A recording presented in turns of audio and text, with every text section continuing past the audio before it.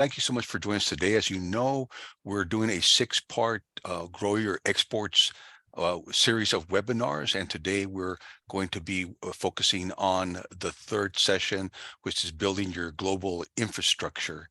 And Ms. Heidi, if we could go to the next slide. The Arkansas Manufacturing Solutions department is part of the Arkansas Economic Development Commission, and AMS and AEDC are the sponsors of all our training classes, and we want to thank them for doing so.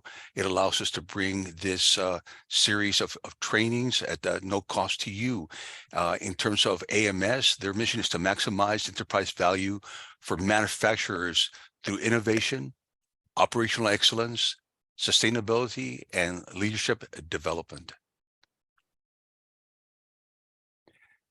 We're also part of the Arkansas District Export Council.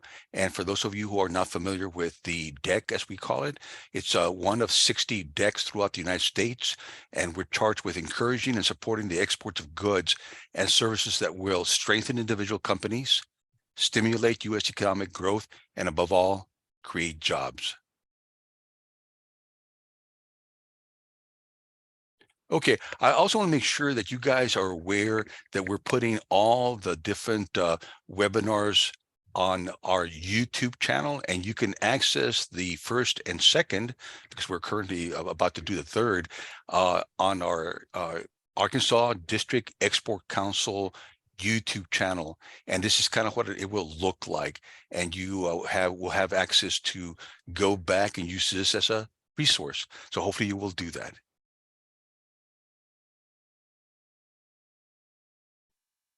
And as you see, the first one was getting ready to export. The second one was developing customer relationships. And today's is going to be on building a global infrastructure. And this is probably a good time for me to remind those who are on today's webinar that for those people who have gone through all of the classes, we will be providing a certificate, a basics of export certificate if you attend all the classes. So I hope that you will choose to do so. Next slide, please. So today we're going to have Mr. William Burgess, who's the co-CEO of PAR Technology, Inc. And William is the two-term chairman of the Arkansas District Export Council. And he also was the SBA Exporter of the Year and also the Region 6 Exporter of the Year. Even more importantly, he was recipient of the President's E Award for exports, and that's an extremely hard thing to get and a very, very big deal. One of the things that, one of the reasons that we have William presenting today is because his company exports to approximately 40 plus countries over the many years that they've been in business. And William has some expertise in the EAR and ITR export controls regulations, which quite frankly are rather comprehensive and esoteric. So the fact that he has that kind of expertise is really important. And with that, we will go ahead and ask William to take it away. Thank you, Rudy. Appreciate that.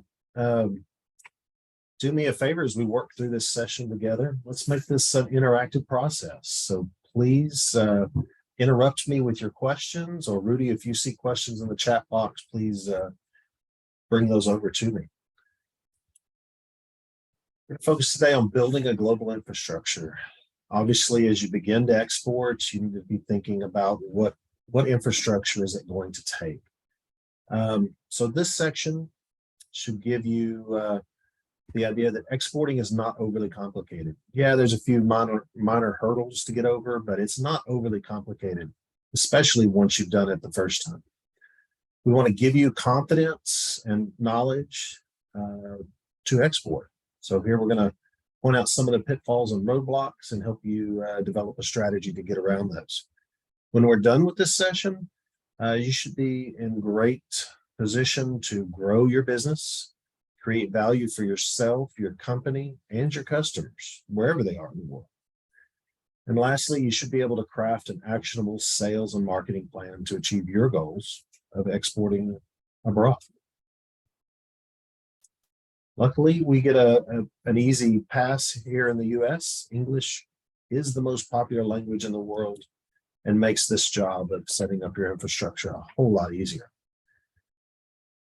You want to think about, as you start this journey, ways to organize your business for exporting. Some people organize it by product line, others assign geographical territories for exporting, and others base it on some kind of marketing effort. But, you know, at PTI, we do it a couple of different ways. We both divide our markets by product line and by territory. So when it comes to territory, we assign mostly one country, one distributor, with the exception of one or two countries that are maybe on the larger side where the geography prevents us from assigning one distributor into a territory. We also segregate by product line. Not all countries distribute all of our products. We've got a wide variety of products, and they're not all suited to all markets.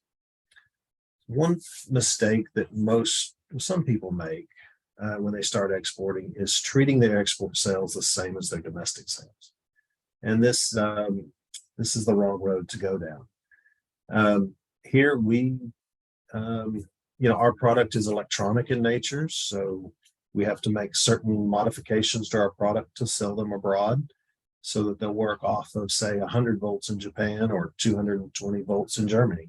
We have to make those technical adjustments. So even in the manufacturing process, we don't treat them the same. It's the same as our sales and quoting process.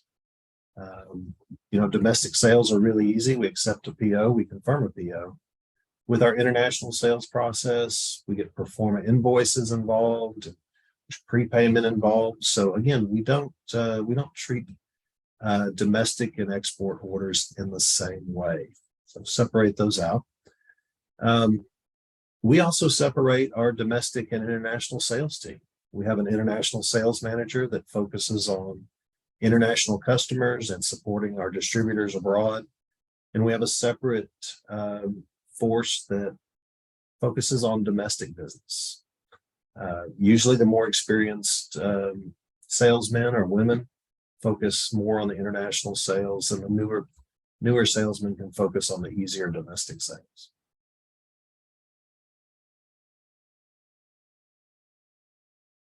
So you want to make sure you have a really solid foundation for exports. You want to make sure that you have a passionate, well-defined export team.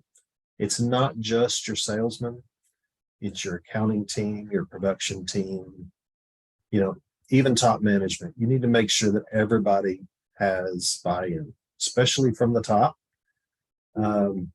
because these strategies, they do take a little bit of time to mature.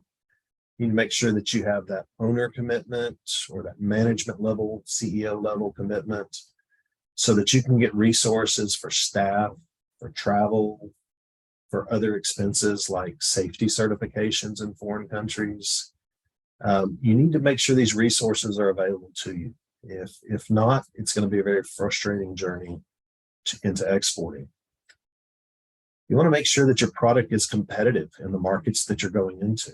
A lot of times you're competing against domestic produced product, and they already have the safety certifications that you might have to go get. They might have a price advantage. If you're going into Asia, for instance, they may have a price advantage over you, and they can manufacture it cheaper with cheaper labor. So you got to make sure that your product is competitive. That being said, American-made quality still sells very well abroad. In a lot of cases, and in the technical market that we're in, customers are willing to pay for American-made quality. They understand that the quality and performance of an American-made product probably outperforms the domestically made product. So they will pay a premium in some cases, depending on your market, depending on your products. You may find that you can be competitive at a higher price.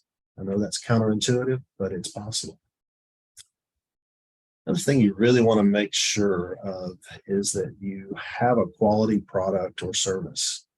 Um, for products, if you don't have your quality sorted out and you're not already developing a really good quality product with low levels of returns, um, it's going to be very expensive to make returns from abroad.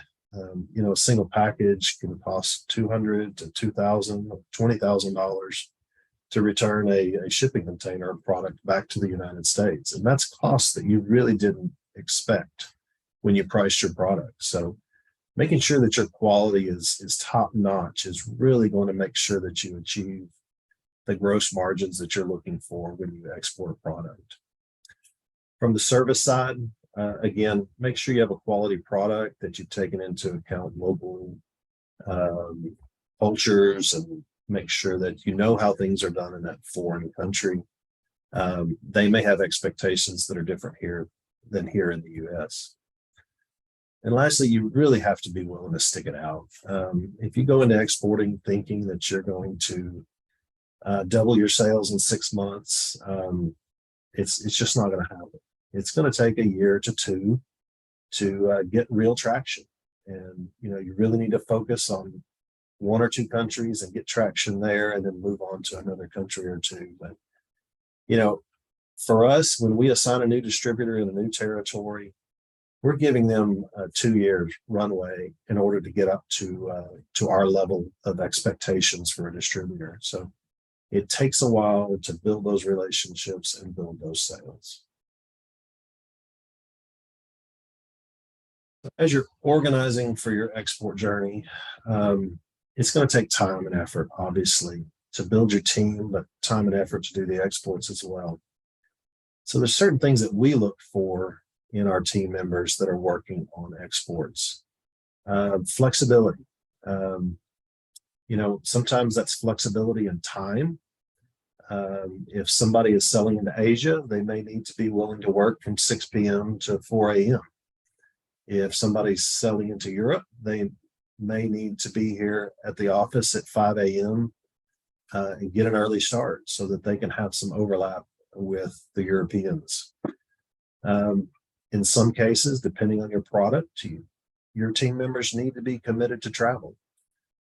There's still no better way to build a relationship with your customer than to get in front of them. In some cultures, like in Japan, for instance, visiting them, being in their office is a large signal to them of your commitment to do business with them. It builds a relationship. So I won't say that it's required that you travel to foreign countries and meet with your customers, but it sure does help a lot. A lot of times our team members need to work independently, whether that's when they're on the road or when they're back in the office. They need to be self-starters. They really don't need to be someone that needs to be told what to do in every step of the way. Emotional stability. This is an important attribute. You're going to be told no a lot of times. So you really want to make sure that somebody can, deal with the emotions that go with being told no quite frequently. It's largely a characteristic we look for in sales as well. That person that you choose really needs to be a good ambassador for your company. If you're not going to put them in front of your American customers, you certainly don't need to put them in front of your foreign customers. They need to be, articulate, well-spoken, able to communicate a clear thought. There's nothing worse than a poor communicator having to deal with the challenges of a language barrier. And it just compounds things, and it's really going to drag you down if they're not a good ambassador and a great communicator. There's a lot of technology that is involved with exporting, be it from processing shipments to dealing with some accounting or clearing things through custom. All of those things are done technologically these days. The sales process is technological, generating things like pro forma invoices or having a Zoom call, those are all technology oriented. You need somebody that knows how to deal with technology and doesn't stumble over those roadblocks. And lastly, cultural sensitivity is, I think, something we as Americans really take for granted. If you go into a country like, say, China, and you want to go in as the gregarious American and ask for the sale on the first visit, you're probably not going to get anywhere. You really need to build a relationship. And then over time, you can get to the point where you can start to have more and more technical discussions and business discussions. But if you walk in and just dive right into your technical presentation about your product without building a relationship first, then you're not being very sensitive to them, and they probably will not receive your presentation very well. So cultural sensitivity, it's really important not to offend your customer first thing out of the gate, and you want to make sure that you take the time to build the relationships. You may spend 45 minutes of an hour meeting, building relationships in Asia, and then the last 15 minutes you might spend on, your product or your proposal. So many times you'll have to have multiple meetings. Just be patient with the process, especially in Asia, as we build those relationships. All right, organizing for exports. You're going to have to build both your internal and external resources. It's not just an internal game where you set up your salesmen and your accounting team, those types of things. You need to also focus externally. For instance, federal resources. I mentioned clearing customs. If you've not cleared customs, there's some things you may need to do, like get your harmonization code for your product. If it's a larger export, you need to clear it through AES to make sure that you follow your customs paperwork. So you need to get those federal resources in line and make sure that you're doing things the right way. There's a lot of federal resources out there to help you. The U.S. Commercial Service has a number of resources to help you find partners or study foreign markets to make sure that your product is actually in demand where you're trying to export it to. On the state and local side, there's a lot of resources available in Arkansas to help exporters. You have places like the Arkansas World Trade Center, the Arkansas Small Business and Technology Development Office, the Arkansas District Export Council. All of these places are available to help you kind of work through this. And at the Export Council, we provide a lot of mentoring one-on-one with other exporters and help them solve their problems. And those mentoring sessions are free of charge. So feel free to reach out to the Arkansas District Export Council for some free mentoring and getting some of your questions answered. A lot of people don't really think of their banker as too much of a resource when it comes to exporting, but you need to make sure that they're comfortable. For example, if you have a line of credit, your banker may not be comfortable with you extending credit and having foreign receivables on your, if you're pledging your receivables against your line of credit. They may not be, comfortable with that. They may exclude your foreign receivables from their borrowing base if you have one. So you need to make sure that they're comfortable. Different banks take different approaches. And, I failed to mention one federal resource that helps make the bankers comfortable. And that's the Export-Import Bank of the United States. They will insure your foreign receivables. And it's really just pennies on the dollar. If you don't get paid, then the receivables insurance that they offer will pay you in 90 days regardless. And then they will chase down your ex-customer and collect from them. But the point being, with that insurance, your banker may become comfortable with your foreign receivables, and that lets you move forward with business. A lot of people do think about logistics when it comes to your external resources. There are many different ways to handle logistics. You can hire a freight forwarder. You can do all of the export clearance and all the logistics of carriers. You can do all of that yourself as well. Again, it's just a little hurdle that you need to get over in training to make sure that you're doing those things in the proper way. Lastly, legal. Legal is a big resource that you need to get in place before you start your exporting journey.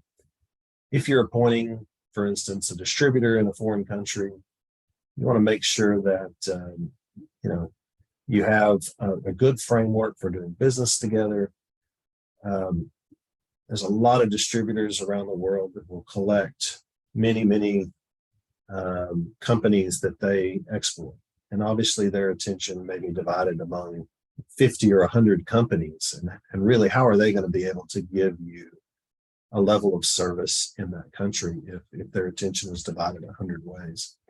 So with the right legal agreements, you can have an escape out of that agreement for non-performance. So you want to make sure, regardless of the situation, that you have a good legal agreement that gives you some recourse. Having a distributor in a foreign country, you just can't take for granted that it's exactly like doing business in the United States. The laws are different. So you may need to get counsel in the foreign country as well as counsel here in the US. And, you may spend a few $1,000s getting those contracts together, but it will be worth it in the long run. I can guarantee that.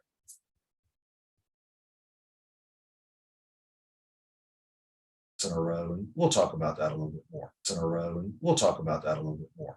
William, if I could break in for just a second. Sure. On the federal side, for those of you who are not aware of this federal agency called the Export-Import Bank, that's another source of potential funding of foreign receivables and foreign assets. So if you are not familiar with the Ex-Im Bank, please feel free to contact us, and we will put you in contact with the person whose jurisdiction is in Arkansas. Absolutely. Great suggestion, Rudy. And I'll say that we use Ex-Im Bank to ensure our foreign receivables where we do extend credit. They are very inexpensive way for us to mitigate risk of those foreign receivables. If the customer fails to pay us in 90 days, then Ex-Im Bank will pay us instead. So that gives me a lot of comfort as a CEO in our exporting efforts. One thing I failed to say on the front end here is you guys feel free to interrupt me with questions throughout this presentation. It's a lot more entertaining for me and for you both if there's a lot of interaction. So feel free to jump in with your questions. If I say something that doesn't make any sense or you need me to define a term, please feel free, jump right in with your questions. There's a lot of different ways to export. A lot of people think of exporting as direct exporting, where you ship a package to a foreign country to one foreign buyer. But there's also some indirect ways of exporting. A lot of times, especially in the US, you may find a domestic buyer who's then willing to export your product to a foreign country. We deal with a lot of foreign nationals who live here in the United States, and that's their job. Their job is to buy products that their parent company needs in a foreign country, and then buy those and export those back out to their home country. That's great, but as we go across the slide from left to right, it's a matter of control. Do you want less control or more control? In the case of this domestic buyer that's sending your product abroad, you don't really control how much they're charging the end user in that foreign market. So you don't have a lot of control. Whereas if you were to directly export, you can set the price. You can also, export indirectly through intermediaries.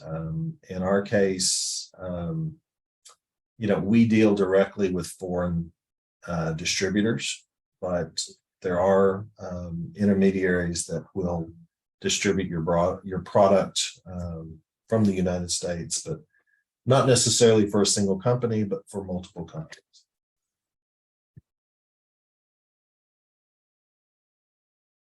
So as I said, there's a lot of advantages of using intermediaries, be it domestic or foreign. The big one for me is risk mitigation. Typically, you're going to be able to move into a market very quickly. They're going to have potential buyers immediately. You're not going to have to develop a market. And back to the risk, there's somebody in the United States that if you don't get paid, you can go after them with, your legal recourse within this country instead of having to hire a foreign lawyer to go after somebody if they don't pay your bills. Disadvantages of indirect selling, you're relying on somebody else. And I think as Arkansans, we really don't like to be reliant on others. We like to rely on ourselves. And, what you miss there is, talking directly to your foreign buyers, getting information about their market, about what sells in their market and what doesn't, what their needs are, and why they would bother to buy internationally when they could buy a domestic product in their own country. So you lose that direct conversation. And for a lot of us, that's a very valuable thing. In direct selling, obviously the advantages and disadvantages kind of swap. You build a closer relationship with those overseas buyers. Those conversations that we have with our buyers in other countries kind of tell us what's going on in their markets and what might sell better and what new products we might want to develop to ultimately sell into their market. So that's valuable intelligence for us. I do believe it is the best way to achieve maximum profits. We do give our distributors discounts, obviously, but our distributors do a lot of work in their local market with their boots on the ground to develop that market. So it's better than us trying to do it ourselves, and we think that's a more economically sound way of doing business. And lastly, we get a little control in the export process. At PowerTech, we clear all of our own shipments through customs, and we pass some of that expense on to our buyers. Some people choose to use a broker to move their product from here to there, and that's fine too. There depends on your skill set, what you have, what your skills are. Obviously, on the disadvantage side, it's a commitment in management, resources, time, and dollars to sell direct. You're going to have a little bit higher, time commitment in servicing a foreign customer versus a domestic customer. Just working your way through the landscape of doing business internationally. So a lot of channels to market when you're exporting directly. Some people use sales reps, and in a sales rep situation, you may have assigned somebody to be your rep in Asia, for instance, and you may offer them, 2% of the sales in Asia. And then you may have a layer of distributors underneath them who you give a discount to sell your product directly. But in a case of a representative that has distributors, you're paying two levels of discount, which can get a little bit expensive. You can try to go direct to retail if you have a retail product. Ours is business to business, but a lot of people in Arkansas are business to consumer, and they want to go to retail, and that's fine. It's a little challenging sometimes to work out the logistics. I think Walmart's a great example where you put stuff in a warehouse and try to make sure you keep the shelves stocked. So retail has its own challenges, whereas working with a distributor might be a better option and let them worry about taking it to the store. And lastly, you could try to go direct to the end user in your target markets. Little difficult to do, especially where there's a language barrier. It's hard to get penetration into a market when you're going direct to the end user, especially if you don't speak that language. So for our business, we've decided to use a mix of strategies. We've added e-commerce in the last few years where we go direct to our domestic customers. We don't use it for exports at this time. We also use distributors, which are assigned territories for distribution.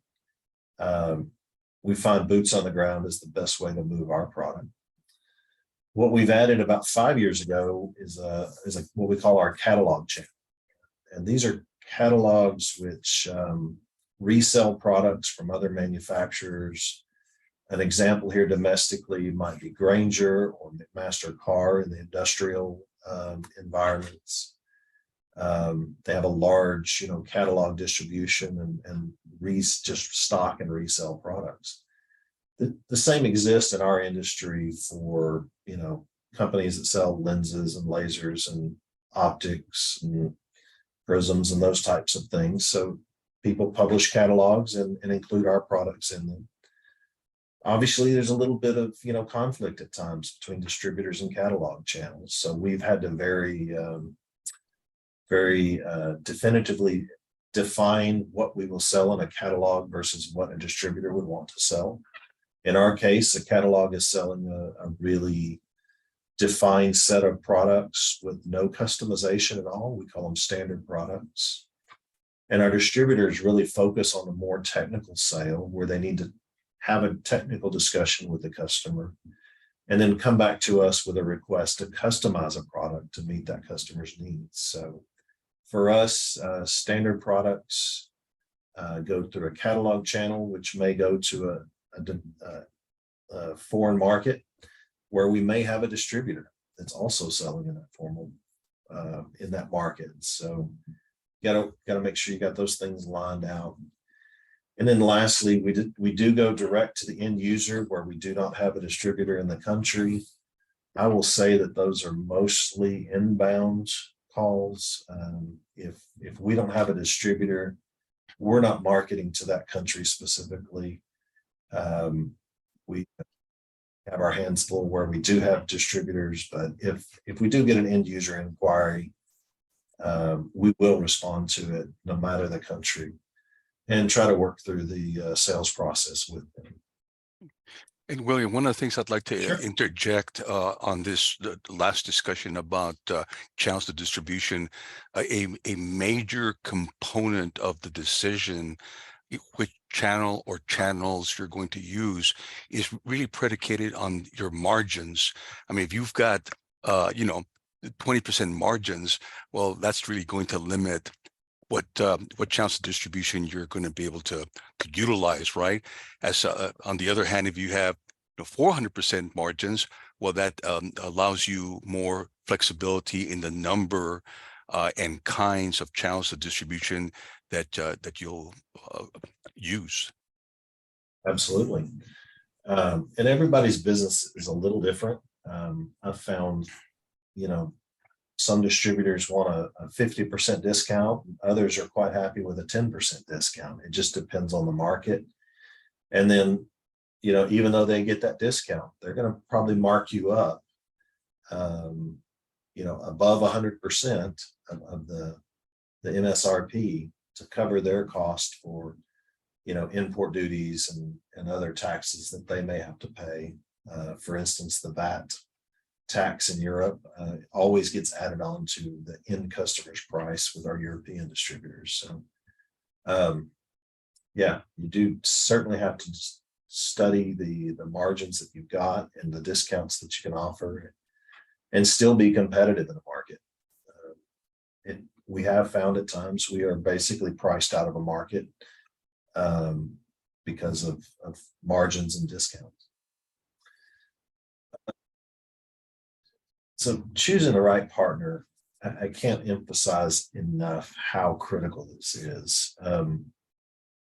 You definitely don't want to choose the first guy who walks in the door. There's a lot of distributors out there that have 100 or 200, manufacturers on their line card, and there's no way they can sell all those products to their customers.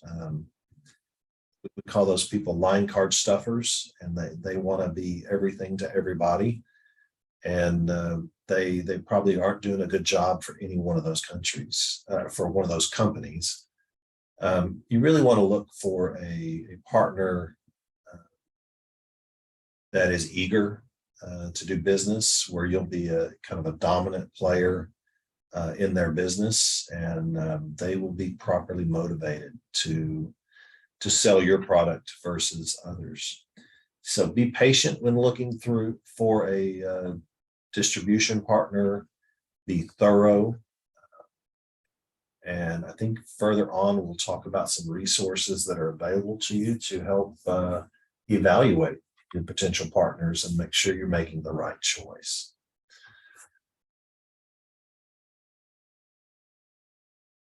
For us, finding new technical partners is a little bit challenging, and we're a little bit more of a technical scientific product, but there are distributors throughout the world specializing in our products, which are mostly laser products.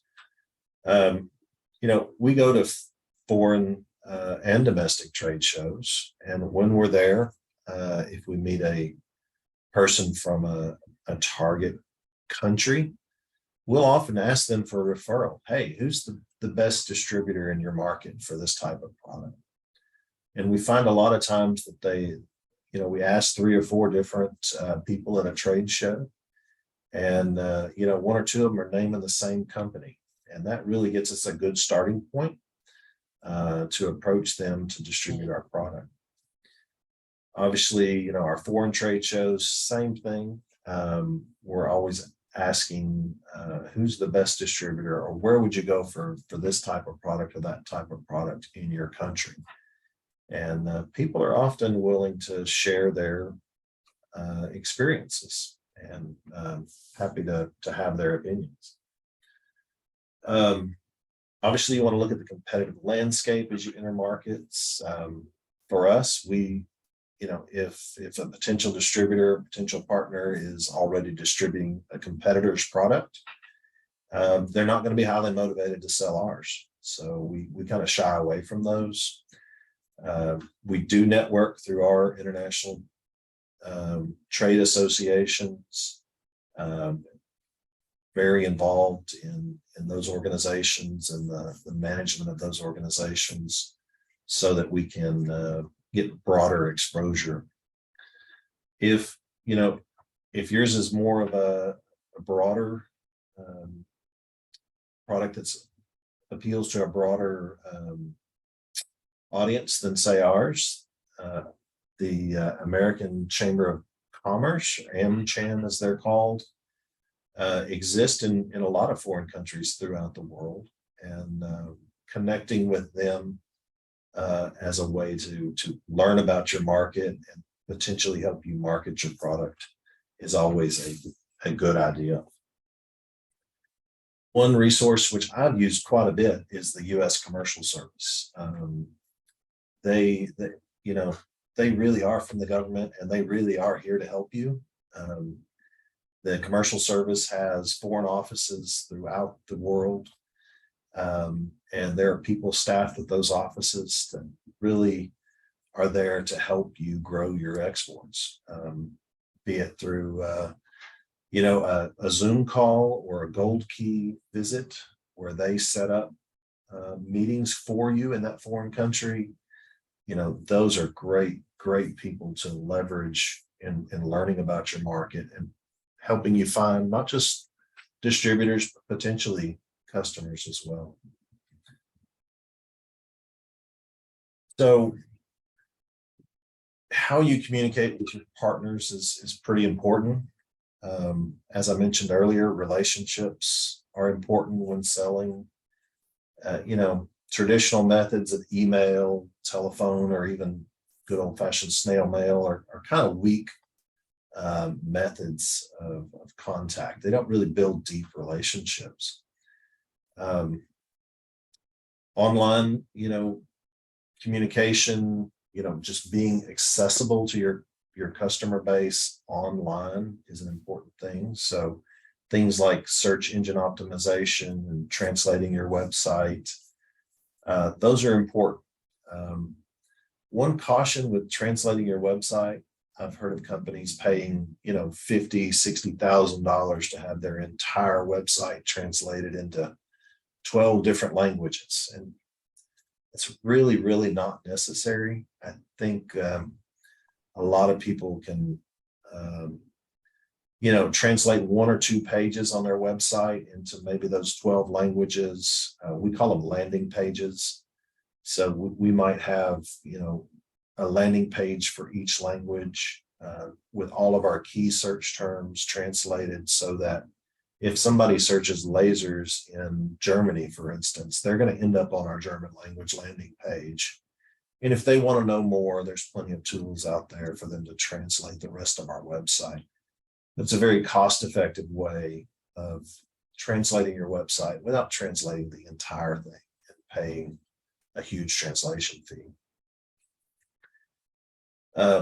Foreign trade shows, we think, are the best way to meet with our customers and build relationships. We attend several international trade shows around the world, start our relationships at those trade shows, and then expand on through many other different methods.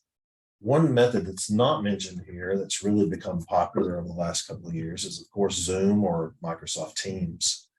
And we feel that's a lot better way to interact with a customer than a phone call or an email these days. It's probably the second best to actually being in front of your customer.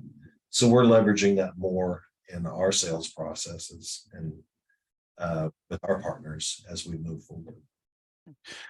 William, I kind of dropped the ball and did not notice that we had some questions and comments Sure. in the chat, and so I'd like to address those if you don't mind. Yeah, go ahead. Yeah. So Trish Stewart asked the question: do you recommend hiring a consultant if you have ITAR year considerations?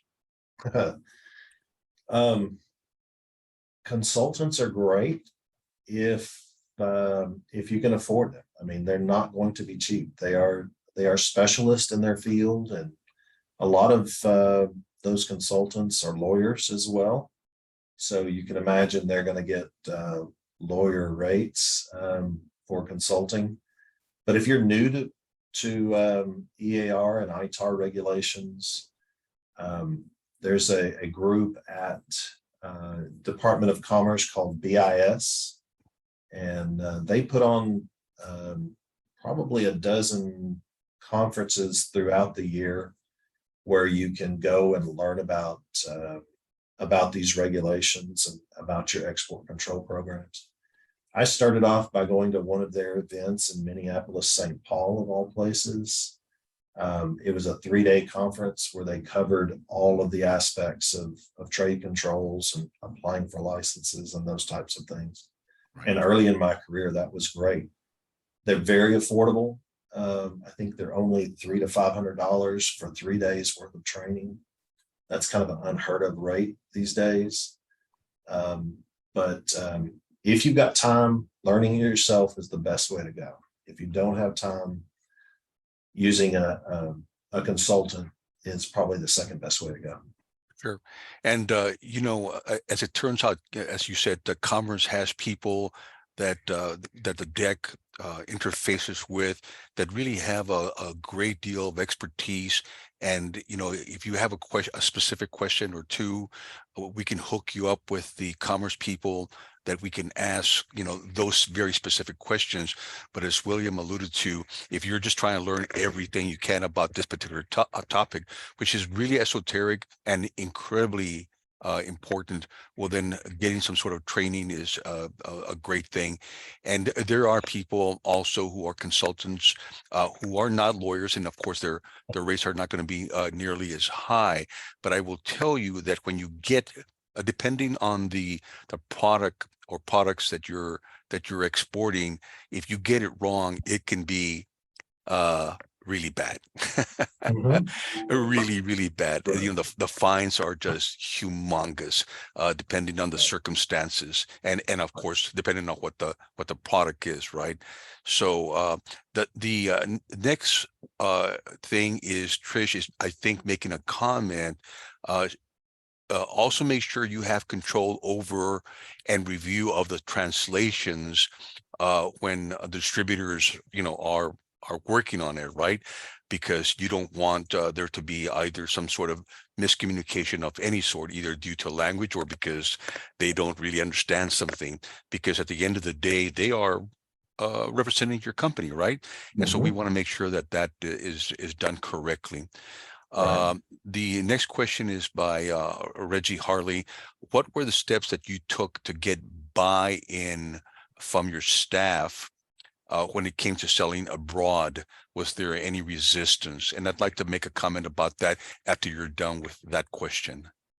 Hey, Harley, good question. Good to talk to you again. For me, it was buy-in was pretty easy. It was kind of a top-down decision. But yeah, I still had to have buy-in from everybody underneath. When talking to my employees here, I always put it in terms of jobs and job security. The more we can diversify our markets, the less vulnerable we are to downturns. The more we can export, the more jobs that we can create here in Arkansas. The larger we are as a company, the better we are to weather storms in the economy. So that's one thing that I've always communicated here is it's really about the people and why are we exporting? It's about the people, building jobs, building pay, um, resiliency. Sure, absolutely. And in this case, of course, you're the CEO, so you have obviously a lot of say so whether you're going to export or not. But I have seen some situations that I've been involved with where the sales manager or the sales and marketing manager, thought it would be a great thing for them to start exporting, and I would be helping them develop a strategic exporting plan, trying to Mhm. identify what are the best markets and develop a plan around that, only to find out that he had not acquired the buy-in of upper management. And when Mhm. and when the upper management was presented with a plan, they said, no, we don't want to do that. So obviously making sure that you have buy-in from upper management is critical, because they're going to be the ones that are going to decide whether they're going to acquire additional human resources, whether they're going to be willing to change the product in order to meet certain markets, on and Mhm. on and on. And so Mhm. that should be a first discussion that one ought to have, especially if you're a sales or a sales or marketing manager that has some responsibility over that issue. Get buy-in from them first. Absolutely. The next comment, also by Trish, is that there are grants that you can get to get your website translated, the STEP grants. And so there are grants that are offered by the SBA, and it usually is in conjunction with some entity. Here in the case of Arkansas, it is the World Trade Center that is the recipient of the STEP grant, and that works with Arkansas companies to provide funds for trade-related situations, whether it's going on some sort of trade mission, or whether it's internationalizing your website, translating your website. The World Trade Center is the entity that you would want to get in touch with, and you can contact me if you wish, and I'll put you in contact with the right people to get access to those STEP grants that might be able to assist you in furthering your export efforts. Absolutely. And I can give a testimonial there. I mean, they helped fund some travel for us 2 years ago to visit some distributors around Europe. And during that time, we visited a couple of their customers. And fast forward 2 years later, in 2023, that customer will help us grow one of our product lines by 50% this year. So it's pretty significant investment by the U.S. government to help you grow your markets. And I'll tell you, it's not a difficult process to apply for those funds, and the payoff can be immense. I see here, there's another question by Tim Haggerty regarding U.S. commercial services. I understand this agency does charge for their services. Can you speak to the type of fees that apply for their services? Just as an example, connecting a company with an overseas company. Yes, it's been a while since I participated in a trade mission, and I know that Gold Key services have increased in cost just a little bit, but it's still an incredible value. For Gold Keys, they'll set up a day full of meetings for you for something like maybe $1,000 or $1,500, and they may contact 100 companies to get you 5 meetings. If you go out and try to pay a consultant to do that, you're going to pay, 3-4 times that pretty easily. The trade missions, there's a trade mission to Asia that I was looking into earlier this year. And I believe the cost to participate in the trade mission was $2,700, and they were going to 5 different countries, and you could set up, kind of get Gold Key services with the trade mission, and get meetings set up and talk to those local foreign commercial service officers that are stationed in those countries, and get basically a consultation session with those guys and learn about their markets. So again, a great value. Absolutely. And, they're vetting the embassy or the Commerce Department is vetting companies for you. And they're talking to, John in Malaysia and making sure that they, in fact, do have an interest in your particular product, that it's not a cold call. And so it is really the bargain of a lifetime, quite frankly. Absolutely. Let me see here, another one. They've already mentioned STEP. No, I think that's it for right now. So my apologies, and if you would get back to the next slide, that would be great. Yeah, that's fine. Thank you for pointing that out, Rudy. I was not watching the chat box at all. As I mentioned, choosing a channel partner is great, but once you choose that partner, it's really important to get in country and visit with them fairly early on in the process. Being in their office builds the relationship. Visiting their customers with them and joint visits builds relationship. It shows your new distributor or partner that you have their back, and it's really worth the time and effort to invest in that. And I've already given a testimonial about how that worked for us, and that's just one example of many where we've gone to be in country with our distribution partners, and it's paid off every single time for us. And lastly, it helps you educate yourself, not just about what's going on in the market, but your cultural awareness as well. Obviously, people want to work with people that are kind of like them sometimes. So you want to make sure that your partners share your values. They've got a good history or background. For us, that means, they got to have a little bit of technical awareness about our product. We wouldn't appoint a partner or a distributor that didn't have some sort of technical background. So definitely want to make sure that's in place. You know, you want to make sure that they've got good trade references and bank references. And a lot of times it's hard to tell on a foreign country if somebody's operating out of their garage or a 10-story building.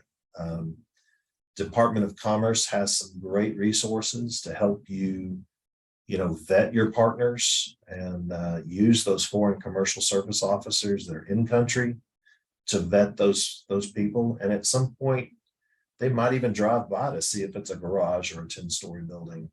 But they have access to local databases similar to our, Better Business Bureau, and they'll search those local databases and do the homework to make sure that you're choosing a great partner before you sign a distribution contract.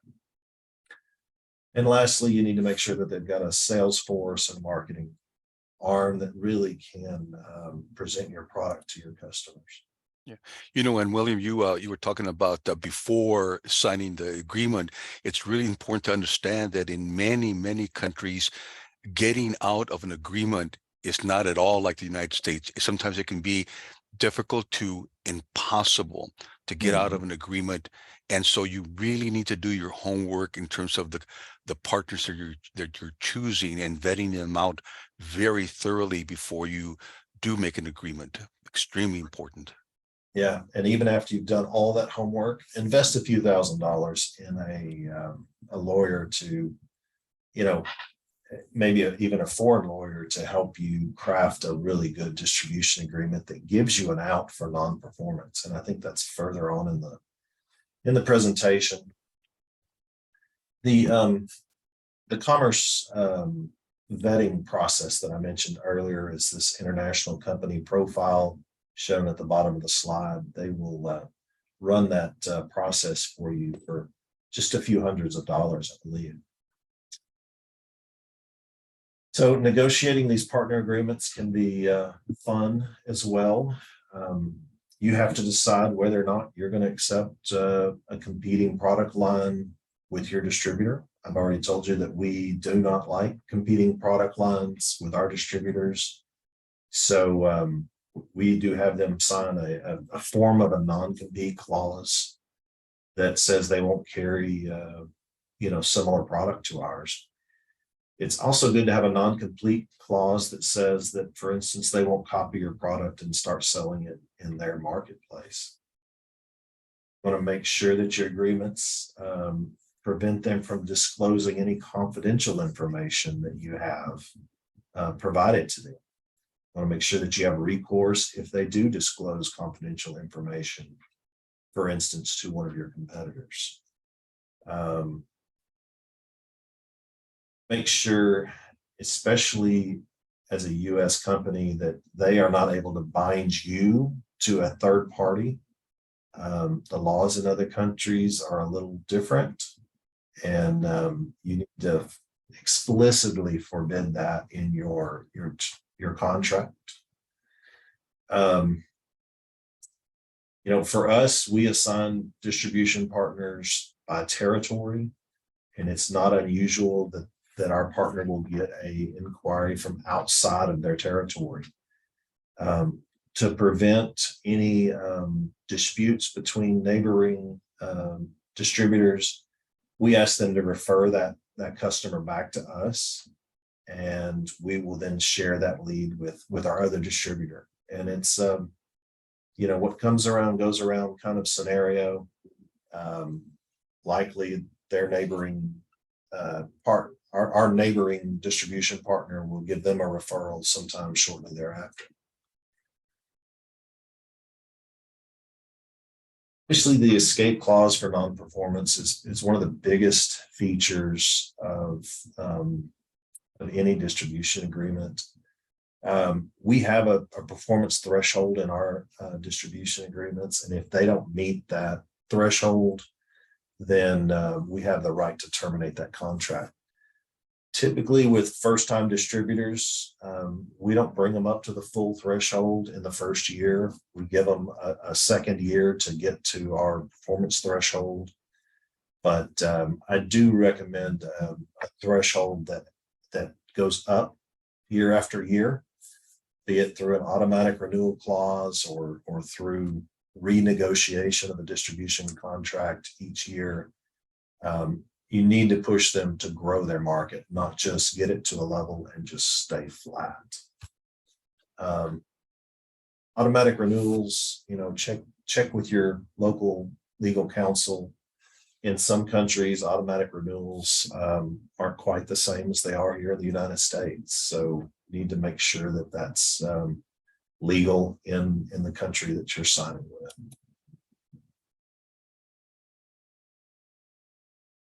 Skip over that one for the sake of time. So we got to think about not just selling product, but what are we going to do after the product is sold? How are we going to provide service to our customers after the sale? For us, as I said, we can move the product back and forth relatively easily with UPS, FedEx, or DHL. So we maintain a service center here in Little Rock globally, and we have no other service outside of Little Rock.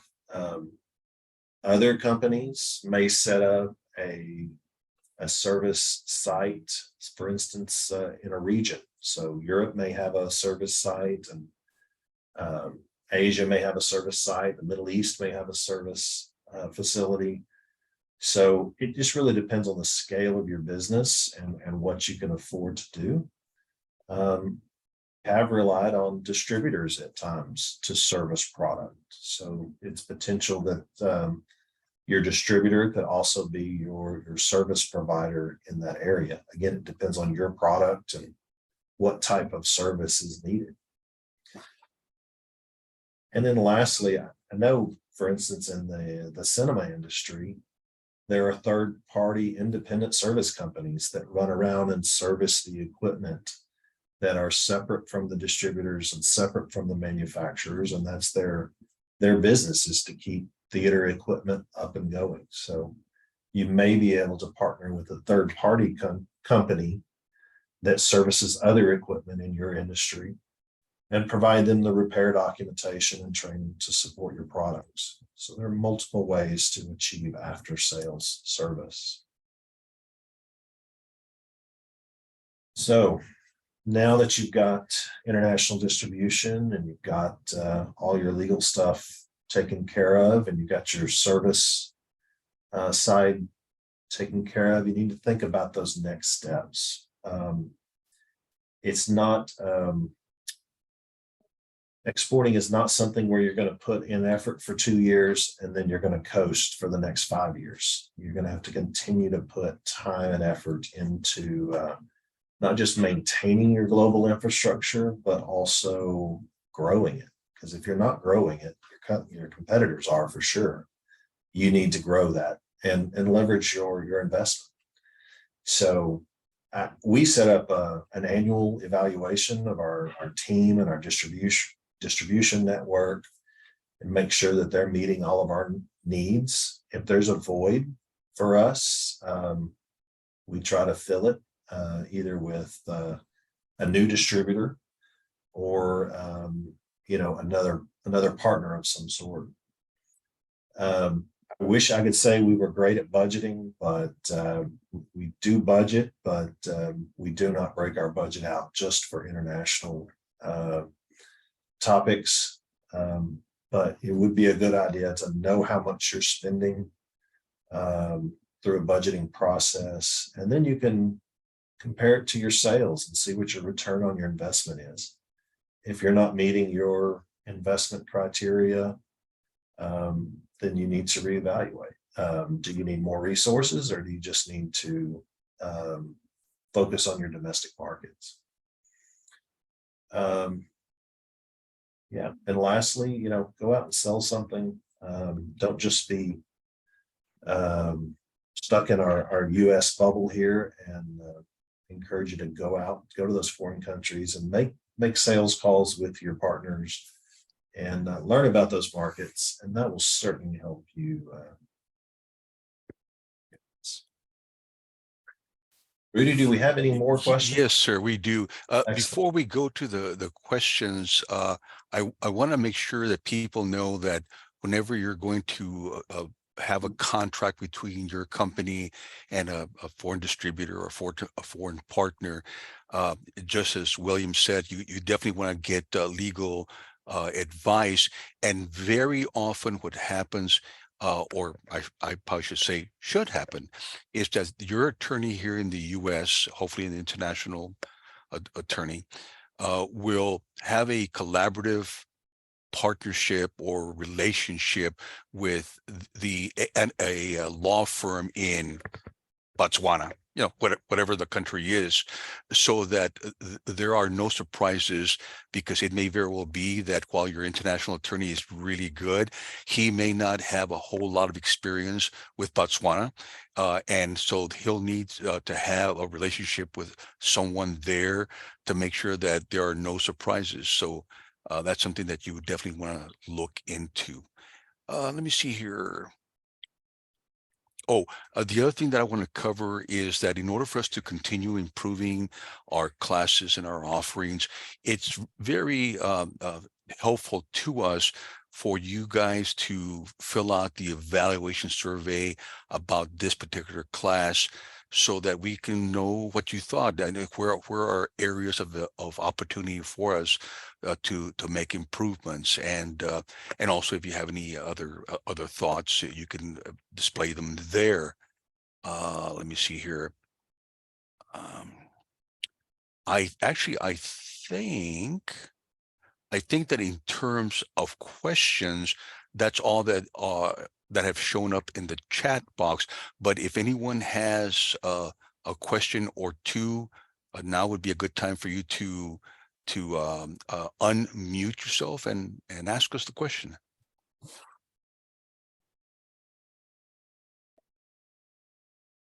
No takers, huh? Okay. Well, we want to also, Heidi, can you go ahead and go back to the slide that you just were showing? Yes. So there's going to be a webinar. Of course, we're part of the National Association of District Export Councils, and they have classes that they put on as well. And they're going to have one on February the 22nd. From 4 to 5 Eastern, how to navigate 3 major stumbling blocks in exporting to the EU. Obviously, the regulations there can be very different than the United States. And so one of the things I always tell my clients and my students as well is that when it comes to doing business internationally, assume that it is different than your understanding here in the United States. If you make that premise, you will hardly ever go wrong, because many, many, many times, if not most times, it will be different. And so just start off with that assumption until you investigate. And so looking at this particular webinar might be a really good thing. Yes, and it's just right after our webinar. So it's next week. So we will try to end on time next week. So if people want to go to the other one, they can. Right. Right. If you'll go on to the next slide. Yes. And there's... Yeah. So this is the contact information for William. If you have some specific questions that you want to ask either him or myself or anyone else within the deck, please feel free to contact us, and we'll be happy to answer any questions that you might have.